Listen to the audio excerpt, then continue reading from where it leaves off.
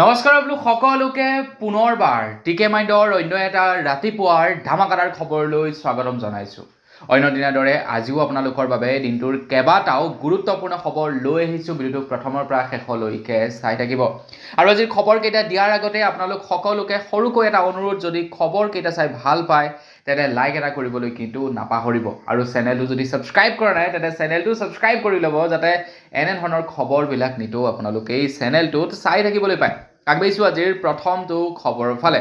অসমৰ মুখ্যমন্ত্ৰী ডক্টৰ হিমন্ত বিশ্ব শৰ্মাদেৱে যোৱাকালিৰে পৰা তেখেতৰ মুখ্যমন্ত্ৰীৰ কাম আৰম্ভ কৰি দিছে। প্ৰথমে তেখেতে মা কামাখ্যাৰ আশীষ ল'লে আৰু তাৰ পাছতেই তেখেতে চৰকাৰী কাম কাজ যোৱাকালিৰে পৰা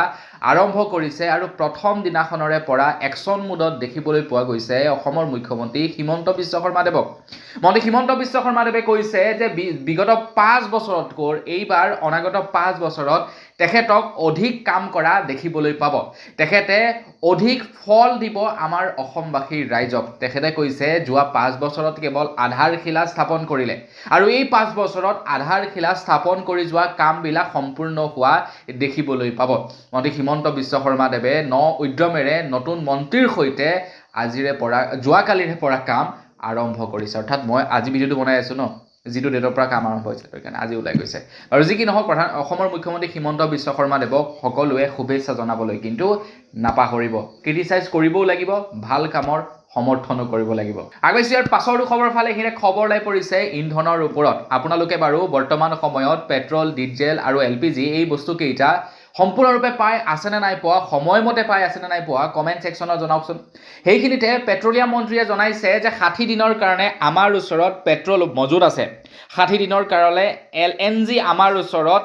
মজুত আছে, আৰু 45 দিনৰ কাৰণে আমাৰ ওচৰত মজুত আছে LPG গেছ। 45 দিনৰ কাৰণে LPG মজুত আছে, 60 দিনৰ কাৰণে আমাৰ ওচৰত এতিয়া পেট্ৰল ডিজেল মজুত আছে। মানে 2 মাহলৈকে আমি পেট্ৰল ডিজেল নিৰবিচ্ছিন্নভাৱে লাভ কৰি থাকিম। LNG আমি 60 দিনৰ কাৰণে নিৰবিচ্ছিন্নভাৱে লাভ কৰি থাকিম, আৰু 45 দিনলৈকে আমি LPG গেছ লাভ কৰি থাকিম। গতিকে তাৰ কাৰণে আমাৰ চিন্তা কৰাৰ প্ৰয়োজন নাই বুলি জনাইছে পেট্ৰলিয়াম মন্ত্ৰীয়ে। কিন্তু আনফালে আকৌ প্ৰধানমন্ত্ৰী ডাঙৰীয়া দেৱে মানুহক কমকৈ ফিউল ব্যৱহাৰ কৰিবলৈ কৈছে। তেখেতে কৈছে যিমান পাৰে কমকৈ ফিউল ব্যৱহাৰ কৰক, যিমান পাৰে সিমান তেলৰ কম ব্যৱহাৰ কৰিবলৈ লওক। অনাগত 1 বছৰলৈ আপোনালোকে সোণ ক্ৰয় কৰাটো বন্ধ কৰি থওক, কাৰণ 60 দিনলৈকেহে আছে। কাৰণ যুদ্ধ বিগ্ৰহ যদি হ'বলৈ হয় তেনেহ'লে 60 দিনৰ ঠাইত পাছত যদি নাহে ক্ৰুড অইলবিলাক, তেতিয়া কি হ'ব? চ' সেইকাৰণে আমাক পেট্ৰল ডিজেল কমাই ব্যৱহাৰ কৰিবলৈ কৈছে। আগবাঢ়িছোঁ ইয়াৰ পাছৰ খবৰ ফালে। ইয়াৰ পাছৰ খবৰটো ওলাই পৰিছে লখিমপুৰৰ পৰা। লখিমপুৰৰ DC ছাৰক এতিয়া একশ্যন মোডত দেখিবলৈ পোৱা গৈছে। লখিমপুৰৰ DC ছাৰে নতুন এটা ব্যৱস্থা হাতত লৈছে আমাৰ লখিমপুৰ ডিষ্ট্ৰিক্টত। মই যিহেতু লখিমপুৰৰ, তো সেইকাৰণে কৈছোঁ আমাৰ লখিমপুৰ বুলি। তো আমাৰ লখিমপুৰৰ DC ছাৰে এটা নতুন ব্যৱস্থা হাতত লৈছে। এতিয়া আপোনালোকে কিবা সমস্যাৰ বিষয়ে অৱগত কৰিবলৈ লখিমপুৰৰ DC ছাৰৰ ওচৰত যোৱাৰ দৰকাৰ নাই। এতিয়াৰে পৰা লখিমপুৰৰ DC ছাৰে স্বয়ং আমাৰ ওচৰলৈ আহিব আমাৰ সমস্যাৰ আজিবিলাকৰ বিষয়ে জানিবৰ কাৰণে। লখিমপুৰৰ জিলা আয়ুক্তই এইটো এটা নতুন পদক্ষেপ হাতত লৈছে। মোৰ বোধেৰে আমাৰ অসমৰ যিমান কেইখন ডিষ্ট্ৰিক্ট আছে আৰু ডিষ্ট্ৰিক্টৰ যিমান কেইজন জিলা আয়ুক্ত আছে, তো বাকী কেইজন জিলা আয়ুক্তই এনেধৰণৰ ব্যৱস্থা মোৰ মতে হাতত লোৱা নাই। কিন্তু আমাৰ লখিমপুৰৰ জিলা আয়ুক্তই কৈছে যে আপোনালোকে আপোনালোকৰ সমস্যা লৈ আমাৰ ওচৰত আহিব নালাগে, আমি আপোনালোকৰ ওচৰত যাম আপোনালোকৰ সমস্যাৰ আজিবিলাকৰ বিষয়ে জানিবৰ কাৰণে। আৰু যোৱাকালিৰে পৰা আমাৰ লখিমপুৰৰ DC ছাৰে একশ্যন মোডত লাগি গৈছে। তেখেতৰ কথা ৰাখিছে, তেখেতৰ কাম কাজত তেখেতে এতিয়া লাগি গৈছে। মুঠতে আপোনালোকৰ কিবা সমস্যা আছে আপোনালোকে ৰাখি থওক, সমস্যাবিলাক আপোনালোকে যুগুত কৰি ৰাখক। যেতিয়া আপোনালোকৰ ওচৰলৈ DC ছাৰ আহিব তেতিয়াই আপোনালোকে জনাব পাৰিব DC ছাৰক আপোনালোকৰ সমস্যাৰ আজিবোৰ। যিহেতু আমাৰ লখিমপুৰ ডিষ্ট্ৰিক্টখন যথেষ্ট ডাঙৰ হয়, তো সেইবাবে সকলোৱে গৈ সকলো সময়তে DC ছাৰক লগ ধৰাটো ইমান পচিবল নহয়। চ' সেইকাৰণে DC ছাৰ এতিয়া যাব প্ৰত্যেকৰ ওচৰে। আগবাঢ়িছোঁ ইয়াৰ পাছৰ খবৰ ফালে। ইয়াৰ পাছৰ খবৰটো ওলাই পৰিছে অৰুণাচল প্ৰদেশৰ পৰা। অৰুণাচল প্ৰদেশত 36 ঘণ্টাৰ বন্ধৰ ঘোষণা কৰিছিলে 14 তাৰিখৰ পৰা, অৰ্থাৎ 14 মে' তাৰিখৰ পৰা 36 ঘণ্টাৰ বন্ধৰ ঘোষণা কৰিছিলে অৰুণাচল প্ৰদেশ। আৰু তাৰ পাছতেই খবৰ ওলোৱা অনুসৰি যোৱাকালি অৰুণাচল প্ৰদেশত হাহাকাৰ পৰিস্থিতিৰ সৃষ্টি হয় বুলি খবৰ ওলাই পৰিছে। আন্দোলনকাৰীসকলক পুলিচে যিসকলে প্ৰটেষ্ট কৰি আছিলে পুলিচে তেওঁলোকক বাধা আৰোপ কৰিবৰ কাৰণে আহিছিলে আৰু পুলিচকে মানে শিলগুটি নিক্ষেপ কৰে বুলি খবৰ ওলাই পৰিছে পুলিচৰ ওপৰতে প্ৰহাৰ কৰে বুলি খবৰ ওলাই পৰিছে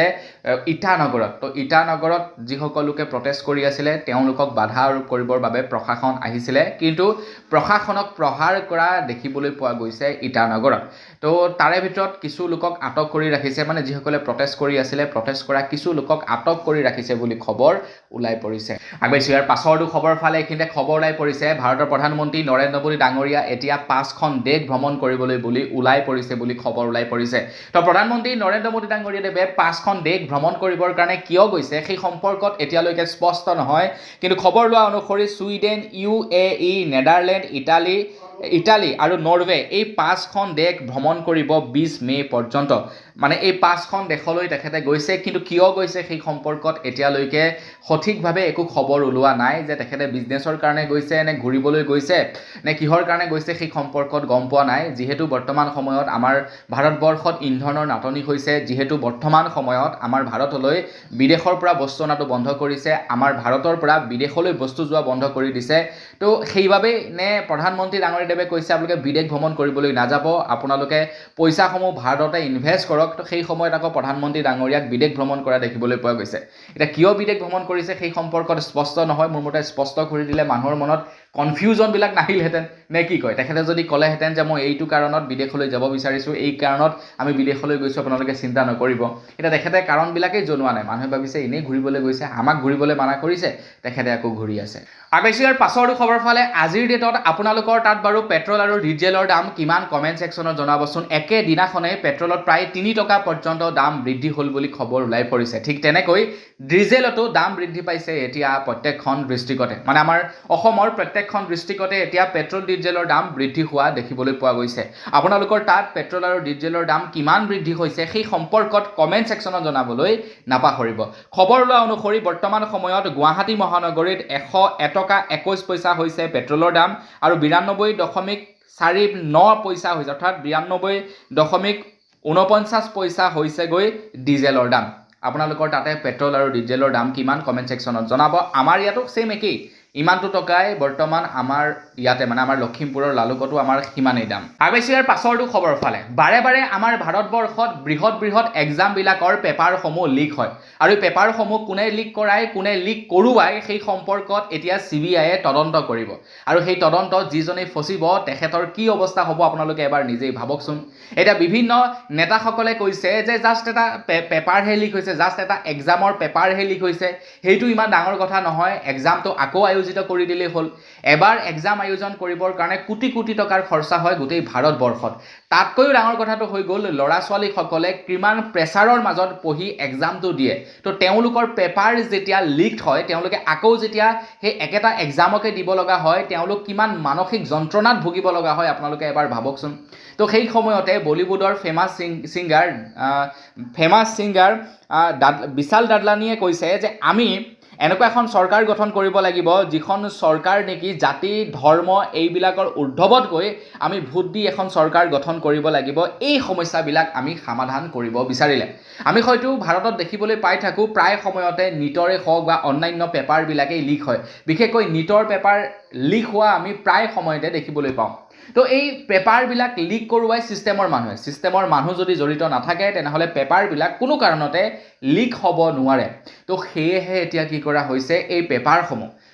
মানে পেপাৰসমূহ কোনে লিক কৰোৱাই তাৰ ওপৰত তদন্ত কৰিবৰ কাৰণে CBI গঠন কৰা হৈছে এটা আল্টিমেটলি লোকচানটো কাৰ হৈছে লোকচানটো আমাৰে হৈছে এবাৰ এক্সাম পাতিবৰ কাৰণে 500-600 কোটি টকা খৰচা হয় গোটেই ভাৰতবৰ্ষত তো এই টকাবিলাক ক'ৰ পৰা আহিব আমাৰ টেক্সৰ পইচাৰেই পেপাৰবিলাক আয়োজিত কৰিব এক্সামবিলাক আয়োজিত কৰিব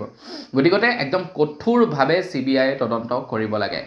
আগবাইছো ইয়াৰ পাছৰটো খবৰ ফালে এইখিনি খবৰ ওলাই পৰিছে ৰেলৱে বিভাগত ওলাইছে চাকৰি লোক পাইলটৰ চাকৰি ওলাইছে আপুনিও যদি আবেদন কৰিব বিচাৰে তেনেহ'লে আবেদন কৰিব পাৰে 14/6/2026 লৈকে আবেদনৰ অন্তিম তাৰিখ আছে 15/5/2026 পৰা আবেদন মুকলি হ'ব বুলি খবৰ ওলাই পৰিছে ফাৰ্ষ্ট মানে দৰমহা হ'ব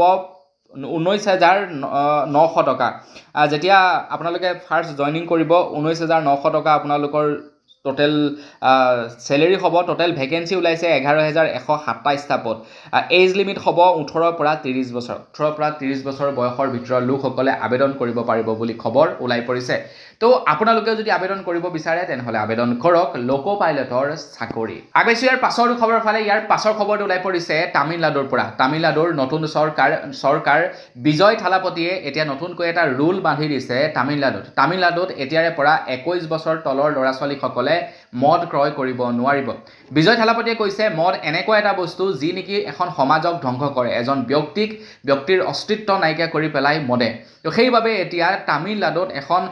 সুস্থ সমাজ গঢ়িবৰ কাৰণে 21 বছৰৰ তলৰ ল'ৰা ছোৱালীসকলক মদ দিয়াটো নিষিদ্ধ কৰিছে যদি কোনো ব্যক্তিৰ সন্দেহ হয় কোনো এজন যুৱক বা যুৱতীয়ে মদ খাই আছে বা কোনো এখন ওয়াইন শ্বপে যদি মদ দিয়াৰ সময়ত যিজন যুৱক বা যুৱতীয়ে মদ নিবলৈ আহিছে সেই যুৱক যুৱতীৰ ওপৰত যদি সন্দেহ হয় তেনেহ'লে আধাৰ কাৰ্ড চেক কৰি চাব পাৰিব বুলি জনাইছে আধাৰ কাৰ্ড চেক কৰি বয়সটো পৰীক্ষা কৰিব পাৰিব বয়স পৰীক্ষা কৰাৰ পাছতহে মানে তেখেতক সুৰা দিয়া হ'ব 21 বছৰৰ তলৰ ল'ৰা ছোৱালীক কোনো মতেই এতিয়াৰে পৰা সুৰা বিক্ৰী কৰা নহ'ব বুলি খবৰ ওলাই পৰিছে আগবাইছো ইয়াৰ পাছৰটো খবৰ ফালে আমাৰ অসমত এটা নতুনকৈ নিয়ম বান্ধি দিছে আমাৰ অসমত এতিয়াৰে পৰা 15 বছৰ পুৰণি গাড়ীবিলাক চলিবলৈ দিয়া নহ'ব মুখ্যমন্ত্ৰী হিমন্ত বিশ্ব শৰ্মাদেৱে সিদ্ধান্ত লৈছে যে আমাৰ অসমত 15 বছৰতকৈ পুৰণি যিবিলাক বাহন থাকিব বিশেষকৈ কমাৰ্চিয়েল বাহনবিলাকৰ এতিয়াৰে পৰা কাগজ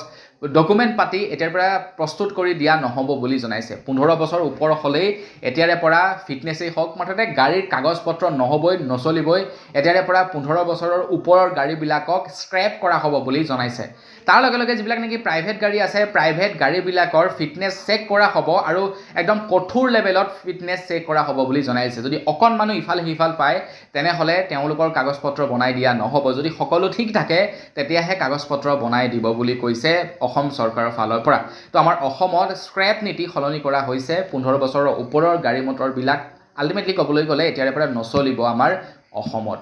আগবাইছো ইয়াৰ পাছৰটো খবৰ ফালে বৰ্তমান সময়ত আমাৰ ভাৰতবৰ্ষত পেট্ৰল ডিজেলৰ দাম বৃদ্ধি পাইছে কিন্তু ইমানো বৃদ্ধি পোৱা নাই যদি আগতে আছিলে 100 টকা এতিয়া 103 টকা হৈছে আগতে যদি আছিলে 97 এতিয়া 100 টকা হৈছে বৰ বিশেষ দাম বৃদ্ধি হোৱা আমি দেখিবলৈ পোৱা নাই এই কেইদিনত আগৰ কথা কোৱা নাই এই কেইদিনত যদি কংগ্ৰেছৰ দিনৰ পৰা এতিয়াৰ দিনৰ লগত তুলনা কৰোঁ তেনেহ'লে ঢেৰ দাম বৃদ্ধি হৈছে কিন্তু এই কেইদিনৰ কথা যদি ক'বলৈ যাওঁ তেনেহ'লে আমাৰ ভাৰতবৰ্ষত পেট্ৰল আৰু ডিজেলৰ দাম বৰ বিশেষ পাৰ্থক্য আমি দেখিবলৈ পোৱা নাই কিন্তু পাৰ্থক্য দেখিবলৈ পাইছোঁ আমি কমাৰ্চিয়েল LPG চিলিণ্ডাৰত একেকোবে প্ৰায় 1300 মান টকা বৃদ্ধি কৰি দিছে কিন্তু বিশ্বৰ বাকীবিলাক দেশলৈ যদি আমি চাবলৈ যাওঁ তেনেহ'লে অতিমাত্ৰা দাম বৃদ্ধি পাইছে ইন্ধনবিলাকৰ মানে পেট্ৰল আৰু ডিজেলৰ অতিমাত্ৰা দাম বৃদ্ধি পাইছে বাকী দেশবিলাকৰ সে এক্সাম্পল ম্যানমাৰৰ কথা যদি ক'বলৈ যাওঁ পেট্ৰলত 89.7% দাম বৃদ্ধি পাইছে ডিজেলত প্ৰায় 112.7% দাম বৃদ্ধি পাইছে এনেকৈ প্ৰায়বিলাক দেশতে অত্যাধিক দাম বৃদ্ধি পাইছে পেট্ৰল আৰু ডিজেলৰ কিন্তু আমাৰ ভাৰতত সেই হিচাপত সিমানটো পৰিমাণে দাম বৃদ্ধি পোৱা নাই বুলি খবৰ ওলাই পৰিছে আগবাইছো ইয়াৰ পাছৰটো খবৰ ফালে আজিকালি চৰকাৰী বিদ্যালয়বিলাকত খিচিৰি বা আজিকালি মধ্যাহ্ন ভোজন বিতৰণ কৰা হয় অৱশ্যে আমি যেতিয়া নি ক্লাছ 4ৰ্থ শ্ৰেণী মানত আছিলোঁ তেতিয়াৰে পৰা মধ্যাহ্ন ভোজনৰ ব্যৱস্থা কৰিছে তাৰ আগত কিন্তু সেই ব্যৱস্থা নাছিলে আপোনালোক কোন ক্লাছত পঢ়ি থকাৰ পৰা মধ্যাহ্ন ভোজন আৰম্ভ হৈছিলে কমেণ্ট ছেকশ্যনত জনাবচোন এতিয়া এগৰাকী সুস্থ সমাজৰ ব্যক্তিয়ে যোৱাকালি ফেচবুকত এটা খুব ধুনীয়া পোষ্ট কৰিছে যিটো ভাল লাগিলে যাৰ কাৰণে মই মোৰ ভিডিঅ'ত সংলগ্ন কৰিছোঁ বাইদেউগৰাকীয়ে কৈছে যে বিদ্যালয়সমূহ বিদ্যালয় হৈ থাকিবলৈ দিয়ক প্ৰশাশালীয়ে হৈ থাকিবলৈ দিয়ক প্ৰশাশালীক মানে মধ্যাহ্ন ভোজন দি সেইখনক হোটেললৈ পৰিণত কৰিব নালাগে আজিকালি প্ৰায় সংখ্যক ল'ৰা ছোৱালীয়ে পঢ়িবলৈ নহয় কেৱল মধ্যাহ্ন ভোজনৰ ভাত সাজ খাবৰ কাৰণেহে বিদ্যালয়লৈ যায় আৰু যাৰ কাৰণে নেকি একাংশ ধনী মানুহৰ ল'ৰা ছোৱালী আজিকালি হোটেলত পঢ়িবলৈ নিদিয়ে বিদ্যালয়ত পঢ়িবলৈ দিয়ে মানে চৰকাৰী বিদ্যালয়বিলাক লাইক হোটেললৈ পৰিৱৰ্তন হৈ গৈছে কিয়নো কেৱল আজিকালি খোৱাৰ ওপৰতহে গুৰুত্ব দিয়ে তো আপোনালোকে নিউজ চেনেলবিলাকক চাবচোন নিউজ চেনেলবিলাকেও আজিকালি সেই বস্তুটোকে দেখায় যে বিদ্যালয়খনত ছাত্ৰ ছাত্ৰী ইমানখিনি আছে শিক্ষক কেৱল এজন তো তেখেতে কেনেকৈ পঢ়ুৱাব গোটেই ল'ৰা ছোৱালীবিলাকক সেই বস্তুটো দাঙি নধৰে কিন্তু ল'ৰা ছোৱালী আছে বোলে 100 জন ভাত ৰান্ধিছে বোলে কেৱল 10 জন ল'ৰা ছোৱালী সেই বস্তুটো কিন্তু তেওঁলোকে দেখুৱায় গতিকে আজিকালি বিদ্যালয়বিলাক লাইক হোটেল হৈ পৰিছে বিদ্যালয় নহয় হোটেললৈ পৰিৱৰ্তন হৈছে আৰু এগৰাকী মহিলাই কৈছে যে বিদ্যালয়খনক বিদ্যালয় হৈ থাকিবলৈ দিয়ক হোটেললৈ পৰিৱৰ্তন নকৰিব আৰু হোটেললৈ পৰিৱৰ্তন কৰাৰ কাৰণেই আজিকালি একাংশ মধ্যবিত্তই হওক বা ধনী মানুহৰ ল'ৰা ছোৱালীবিলাকক প্ৰাইভেট স্কুলত পঢ়াবলৈ নিছে হয়নে নহয় আপোনালোকে কমেণ্ট ছেকশ্যনত জনাব আপোনালোকৰো যদি ল'ৰা ছোৱালীয়ে প্ৰাইভেটত পঢ়ে প্ৰাইভেটততো খানা পিনা নিদিয়ে আপোনালোকে ঘৰৰ পৰা টিফিন দি ৰাখিব লাগে বা আগতে যিবিলাকে পঢ়িছিলে তেওঁলোকেওতো ঘৰৰ পৰা টিফিনেই লৈ যাব লাগে তেওঁলোকেতো এক্সট্ৰাকৈ স্কুলত খোৱা বোৱা পোৱা নাছিলে তো তেতিয়াৰ ল'ৰা ছোৱালীবিলাকৰ ব্ৰেইন আৰু এতিয়াৰ মাজততো মানে কি আগৰ ল'ৰা ছোৱালীবিলাকে কম পঢ়া পাৰিছিলে এতিয়াখিনি বেছি পাৰে নেকি ভাত খাজ দিয়াৰ কাৰণে তাৰ ওলোটাহে হৈছে আগবাইছোঁ ইয়াৰ পাছৰটো খবৰৰ ফালে আমাৰ অসমত পেট্ৰল আৰু ডিজেলৰ দাম বৃদ্ধি পালে আৰু যোৱাকালিয়ে বিকাশ অসমে ইয়াৰ প্ৰতিবাদ কৰা দেখিবলৈ পোৱা গ'ল তেখেতে ডাইৰেক্টলি প্ৰতিবাদ কৰা নাই তেখেতে ইনডাইৰেক্টলি প্ৰতিবাদ কৰিছে পেট্ৰল আৰু ডিজেলৰ দাম বঢ়াক লৈ তেখেতে অকণমান হয়তো চাগে ভয় কৰি আছে যাৰ কাৰণে নেকি তেখেতে ডাইৰেক্টলি প্ৰতিবাদ নকৰা হৈছে আগৰ দৰে আৰু কৰিবও নালাগে কাৰণ তেখেতে যেতিয়া বিপদত পৰিছিলে গোটেই অসমৰ মানুহে তেখেতক লগ এৰি দিলে কিন্তু মানুহ যেতিয়া বিপদত পৰে অসমৰ মানুহ যেতিয়া বিপদত পৰে তেতিয়া আকৌ বিকাশ অসমক বিচাৰে ধৰি লওক যিটো সময়ত নেকি আপোনাৰ কোনোবা এটা শ্বপিং মলত কাম কৰি থকা ল'ৰাক যেতিয়া নেকি মেনেজাৰে অপদস্থ কৰে তেতিয়া বিকাশ অসমক মানুহে মনত পেলায় বিকাশ অসম থকা হ'লে এতিয়া বিকাশ অসমে এইটো কৰিব লাগে সেইটো কৰিব লাগে কিন্তু বিকাশ অসমে সেই কামটো কৰিবলৈ যাওঁতে যেতিয়া এৰেষ্ট হয় তেতিয়া কিন্তু মানুহে ৰাইজে আকৌ বিকাশ অসমক বেয়া পায় যে কিয় উস্তাদি মাৰি যাব লাগে কিয় এনেকুৱা কৰিব লাগে এই আৰু মানে মানুহৰ মেণ্টেলিটি বাৰু যি কি নহওক বিকাশ অসমে যোৱাকালি ইনডাইৰেক্টলি আপোনাৰ প্ৰটেষ্ট কৰা দেখিবলৈ পোৱা গ'ল পেট্ৰল ডিজেলৰ ওপৰত তেখেতে বৰ ফানি ৱেত লিখিছে যে অনুগ্ৰহ কৰি এতিয়াৰে পৰা মোক যদি কোনোবা মেলে মিটিঙে সভাই মাতে তেনেহ'লে তেলৰ পইচাটো দিব লাগিব তেতিয়াহে মই মেলে মিটিং অনুষ্ঠানসমূহ মানে উপস্থিত হ'বলৈ যাম কিয়নো পেট্ৰলৰ দাম হৈছে 101 টকা 21 পইচা আৰু ডিজেলৰ দাম হৈছে 93.14 পইচা গতিকে সেই সময়ত মোক পেট্ৰল ডিজেলৰ পইচা দিলেহে মই যাম আদাৰৱাইজ মই নাযাওঁ এক প্ৰকাৰ ক'বলৈ গ'লে তেখেতে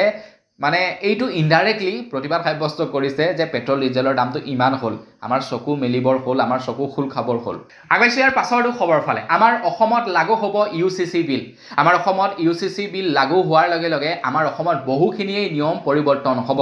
তো আপোনালোকে বাৰু জানিব বিচাৰেনে সেই নিয়মবিলাক কি মই আপোনালোকক স্ক্ৰীনত দি দিছোঁ প্ৰথমটো হৈ গৈছে বিবাহৰ একেই আইন জাতি ধৰ্ম বৰ্ণ নিৰ্বিশেষে প্ৰত্যেকটো জনগোষ্ঠী বা প্ৰত্যেকটো ধৰ্মৰ কাৰণে বিবাহৰ এটা নিয়ম হ'ব মাত্ৰ বেলেগ বেলেগ নিয়ম নহ'ব বিবাহ বিচ্ছেদৰ নিয়মবিলাক সলনি হ'ব হিন্দু মুছলিমৰ ক্ষেত্ৰত বেলেগ বেলেগ নিয়ম নাথাকিব একেই নিয়ম হ'ব বহু বিবাহ সম্পূৰ্ণৰূপে বন্ধ হ'ব হিন্দু মুছলিম উভয় ক্ষেত্ৰত লিভ ইন ৰিলেশ্যনশ্বিপ সম্পূৰ্ণৰূপে আমাৰ অসমত নিষিদ্ধ হ'ব সম্পত্তিৰ উত্তৰাধিকাৰীৰ এতিয়া ল'ৰা আৰু ছোৱালীয়ে সম অধিকাৰ লাভ কৰিব লগতে ট্ৰাইবেল কমিউনিটিৰ ক্ষেত্ৰতো কিছুমান মানে ষ্ট্ৰিক্ট লৈ কিছুমান নিয়ম সলনি হ'ব তাৰ লগতে ধৰ্মীয় ৰীতি নীতি সম্পূৰ্ণ বাতিল নহ'ব মানে ধৰ্মীয় ৰীতি নীতিবিলাক যিবিলাক পূৰ্বৰ পৰাই চলি আহিছে তো সেইবিলাকক একেবাৰে নুই কৰিব নোৱাৰি সেইবিলাককো থাকিব এনেকৈ প্ৰায় 7টাকৈ নিয়ম সলনি হ'ব UCCৰ জৰিয়তে 7টা নহয় আৰু নিয়ম সলনি হ'ব এই 7টাৰ বিষয়ে ওলাইছে জনালোঁ অনাগত সময়ত আৰু যদি ওলায় সেইবিলাকৰ বিষয়ে আপোনালোকক জনাম আগবাইছোঁ ইয়াৰ পাছৰটো খবৰ ফালে ভাৰত আৰু পাকিস্তানৰ যেতিয়া যুদ্ধ হৈছিলে যুদ্ধৰ সময়ত হয়তো আপোনালোকে দেখিবলৈ পাইছিলে ভাৰতে পাকিস্তানক ড্ৰোনৰ জৰিয়তে আক্ৰমণ কৰিছিলে অৰ্থাৎ আমাৰ ভাৰতৰ পৰা ড্ৰোনৰ মানে ৰিম'টৰ দ্বাৰা ড্ৰোনসমূহ চলোৱা হৈছিলে ড্ৰোনবিলাকত তাতে মিছাইল দি দিয়া হৈছিলে আৰু সেই মিছাইলবিলাকে ভাৰতৰ মানে পাকিস্তানত গৈ এটেক কৰিছিলে এতিয়া আমাৰ ভাৰতে বনাই আছে ৰবট খবৰ ওলোৱা অনুসৰি ভাৰতীয় বায়ু সেনাৰ মুৰব্বী অসম অৰ্থাৎ অমৰপ্ৰীত সিঙে কৈছে যে এতিয়াৰে পৰা কেৱল ড্ৰোনেৰে নহয় এতিয়াৰে পৰা ড্ৰোনৰ লগতে ৰবটৰ জৰিয়তে যুদ্ধ লগা হ'ব বুলি জনাইছে ৰবট বিল্ড কৰি আছে আমাৰ ভাৰতে ৰবটৰ জৰিয়তে বিদেশৰ লগত মানে অন্যান্য ৰাষ্ট্ৰবিলাকৰ লগত এতিয়াৰে পৰা যুদ্ধ কৰা হ'ব যেতিয়া নেকি যুদ্ধৰ নিচিনা পৰিস্থিতি আহিব আগবাইছোঁ একেবাৰে শেষৰটো খবৰ ফালে একেবাৰে শেষৰ খবৰটো ওলাই পৰিছে 21 মে তাৰিখৰ পৰা আমাৰ অসম বিধানসভাৰ অধিৱেশন আৰম্ভ হ'ব বুলি খবৰ ওলাই পৰিছে আৰু সেই বিধানসভাৰ অধিৱেশনৰ অধ্যক্ষৰ দায়িত্ব অৰ্পণ কৰা হৈছে ৰঞ্জিত কুমাৰ দাসক ৰঞ্জিত কুমাৰ দাসে নৱনিৰ্বাচিত বিধায়কসকলক শপত পাঠ কৰোৱাব বুলি খবৰ ওলাই পৰিছে 21 তাৰিখৰ পৰা বিধানসভা নিৰ্বাচন আয়োজন হ'ব এতিয়া বিধানসভাৰ অধ্যক্ষ পাৰ্মিনেণ্ট কোন হ'ব এতিয়ালৈকে গম পোৱা নাই কেইবাজনকো বোলে আপোনাৰ প্ৰপ'জেল দিছে দেখা যাওক কোনজনে একচেপ্ট কৰে আৰু কোন হয় মানে পূৰ্বৰ যিজন আছিলে সেইজনেই হ'ব নে আন কোনোবাই হয় তো বন্ধুসকল বাছ আজিৰ ভিডিঅ' জনাবলগীয়া খবৰ ইমানকেইটাই আছিলে খবৰকেইটা জানি কেনে পালে কমেণ্ট ছেকশ্যনত জনাব যদি ভাল লাগিলে লাইক এটা কৰি দিব চেনেলটো ছাবস্ক্ৰাইব কৰি ল'ব পুনৰ এটা লগ কৰা হ'লে আমি কিছু ধন্যবাদ জয় অসম